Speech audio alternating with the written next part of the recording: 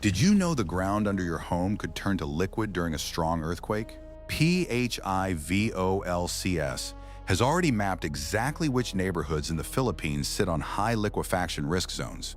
These are areas where the soil loses strength during shaking and buildings can sink or tilt without warning. Most families have never heard of this. Go to the PHIVOLCS website right now and search their hazard maps for your specific city or municipality.